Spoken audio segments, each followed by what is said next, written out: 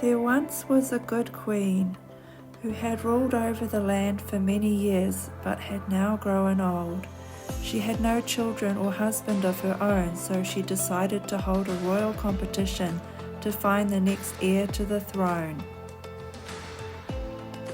The queen decided her competition would take the form of a popularity contest because she wanted her successor to be loved by all the people. She wanted to give everyone a chance to win and said, "Acts of kindness will go a long way if you want others to like you." People listened and made an effort to be kind for the queen's sake and for their own sakes.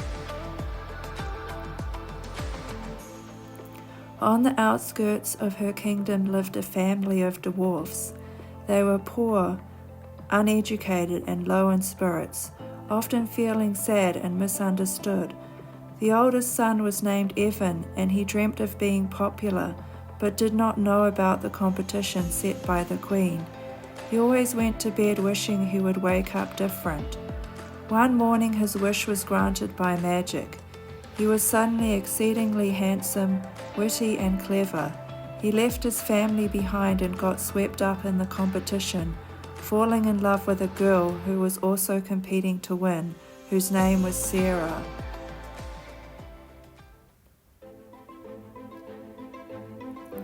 As the competition came closer to an end result, Sarah's mother collapsed suddenly and died. She was Sarah's biggest supporter, and Sarah felt terrible grief. She did not want to talk to Evan about it and wandered away towards the distant hills. She came to the famous bottomless pit, known by everyone in that part of the world, and let herself fall into it. When Evan found out, he was told by others that Sarah was bad for letting her grief affect her so much. The pit only grows in size and influence the more people give into their own sadness. It's the duty of everyone to be happy, not miserable. But Evan didn't want to listen to those things and went to the bottomless pit to see if he could rescue Sarah. He started to scale down the side of the pit and came to a ledge where he found her. On the way back up, Evan found a sword with an inscription that was written in a foreign language. After rescuing Sarah, everyone in the kingdom felt Evan should be their next king. He was crowned a prince, but soon afterwards he discovered that the magic which had transformed him was beginning to wane. Quickly he began to take on his former self, which he considered was that of an ugly dwarf.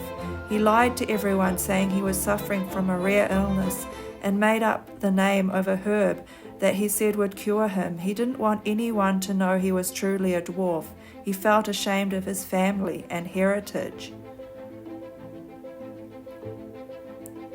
Everyone in the kingdom felt sorry for him and was galvanized into finding the herb that would cure him. Even his girlfriend Sarah started looking for it. Evan felt really guilty but didn't want the truth to come out. Meanwhile, the queen, who suspected that Evan was hiding something, told him what the inscription on his sword said: "Let the truth prevail." The queen told Evan that he needed to be brave as the future king. Evan knew then that to win a fight with the sword he needed to be honest. He hoped he would never have to fight.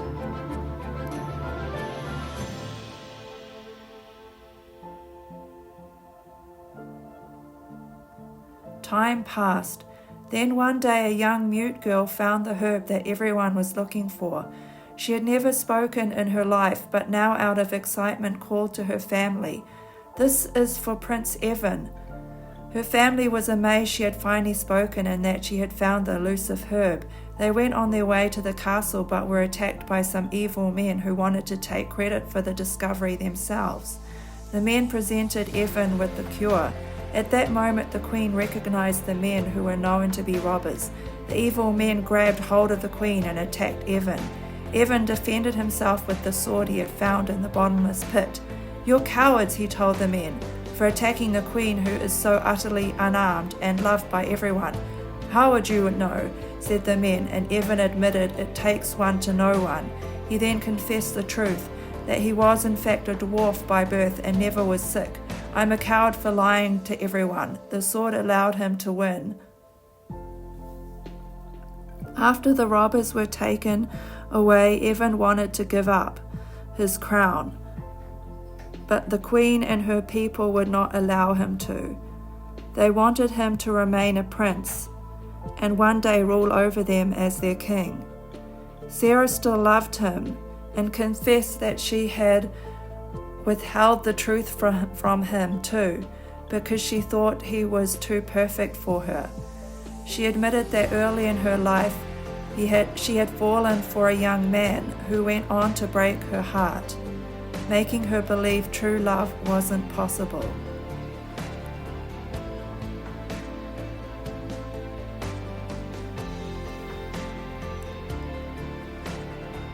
Now Sarah knew it was possible, though she had led Evan to believe she was a virgin when she wasn't.